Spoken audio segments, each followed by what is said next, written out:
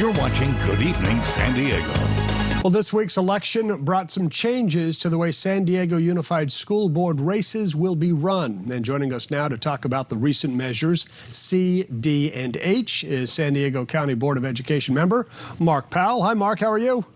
Hello, Logan. How are you doing tonight? Doing well, thanks. Why don't we take these one at a time? Measure C will now mirror the way we elect the San Diego City Council. It makes that general election a by-district only, which is the same as the primary. What does all that mean, and why does it matter?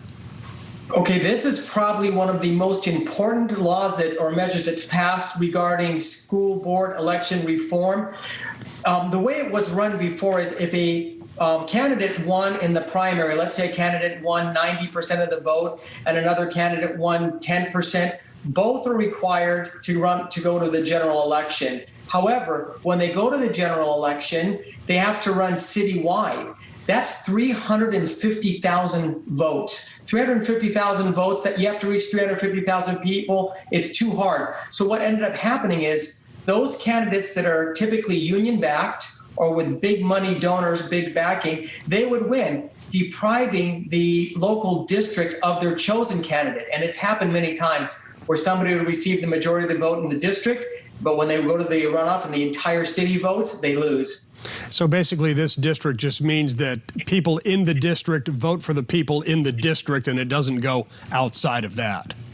That's correct. The rationale that they used for the way it was before was if you have a kid that is going to school out of the district, you should be able to vote for that person in the district. But that's like saying I live in University City and I work in downtown, so I should be able to vote for the city council member in downtown. It just didn't make sense. It's much better now. So Measure D is the other measure, one of the other measures, and it gives school boards the power to remove a member convicted of a crime while in office. This almost seems like kind of an obvious situation, I would think, to some people. Well, it would seem like a no-brainer that if some school board member committed a crime or did something to be removed from office, they would be removed, but it's not that simple.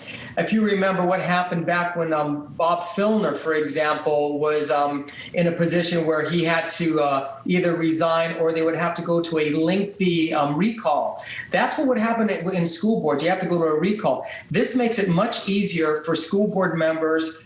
Through a vote of three-fourths of the members have to vote for it. They can vote that person into out of office. Essentially, they can take control. But it has to be a crime or a dereliction of duty that was determined by a court. It can't just be we don't like you and we're going to kick you out because we don't like you. Well, are there certain crimes or certain categories of crimes? I mean, if the person gets a speeding ticket, I wouldn't imagine that'd be enough.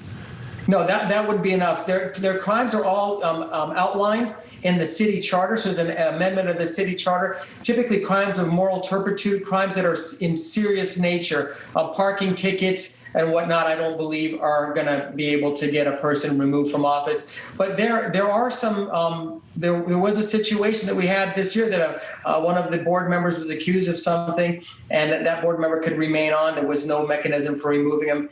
And that was probably what got the other board members to move to get this on the ballot. Sure. All right, let's take Measure H. This is where board members are now limited to 3 4-year terms. Why is this important?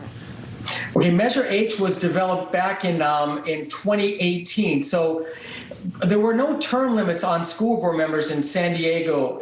For example, John DeBeck served for 20 years.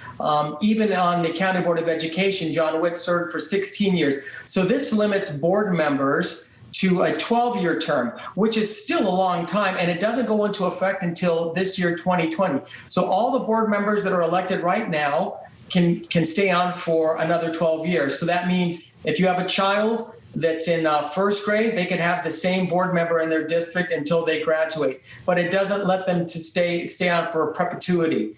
And that's something that maybe the other 42 districts or other 41 districts may also want to consider. Interesting. Mark Powell joining us, Board of Education member. Thanks, Mark. Good insight. Thank you, Appreciate sir. it.